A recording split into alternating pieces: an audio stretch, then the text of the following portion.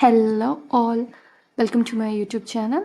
So, for today, we'll be dealing with the poem Identity Card, written by the poet S. Joseph.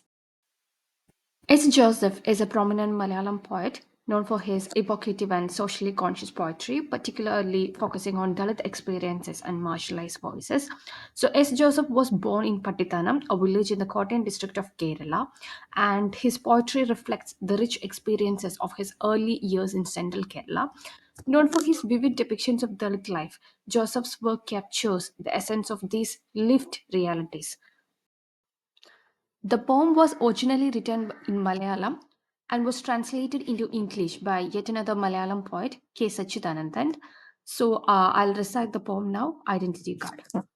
In my student days, a girl came laughing, our hands met kneading, her rice and fish curry. On a bench, we became a Hindu Christian family.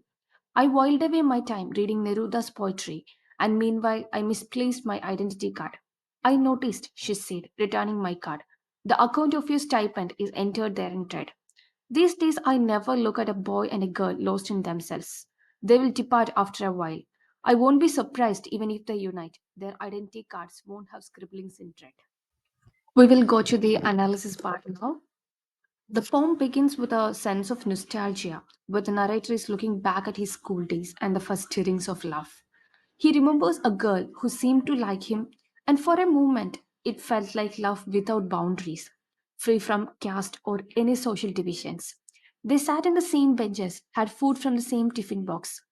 The girl was from an upper caste Hindu family, and the young boy has Dalit Christian background, and they form a Hindu Christian family. The religion here doesn't seem to be an impediment for the girl.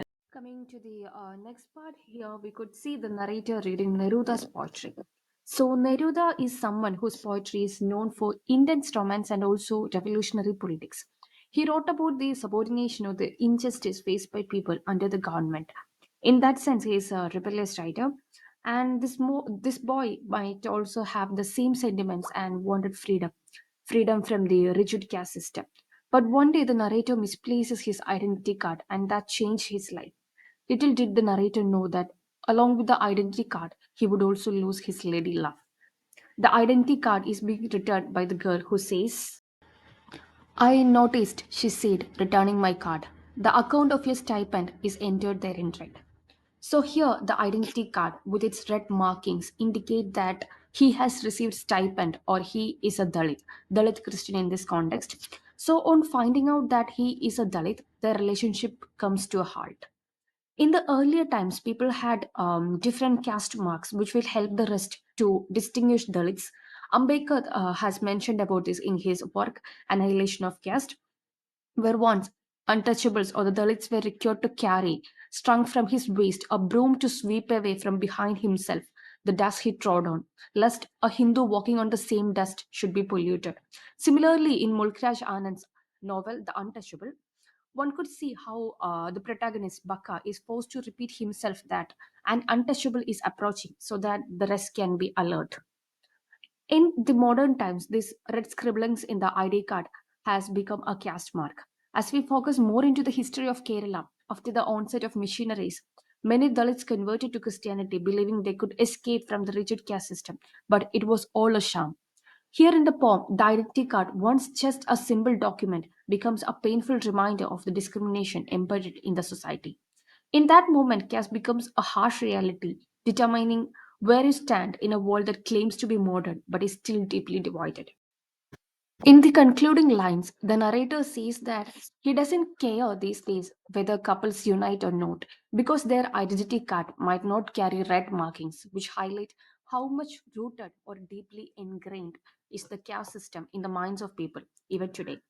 He is not comfortable or he doesn't believe in love as it is based on a wide range of things like caste, communities, and a lot more.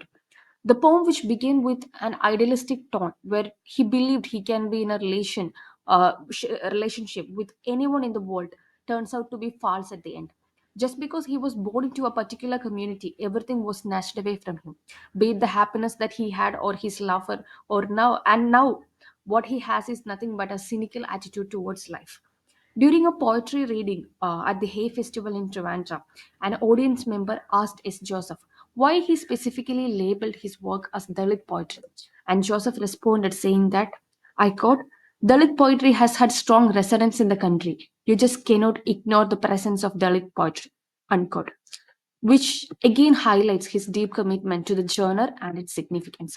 So the poem is also written in free verse without adhering to any traditional rules of versification. The poem uses simple, clear language to convey powerful themes of caste based discrimination, making the complex issues of social justice, injustice, and identity accessible and relatable. It's all about the poem, and if you have any kind of doubts, please do ask in the comment section. Thank you.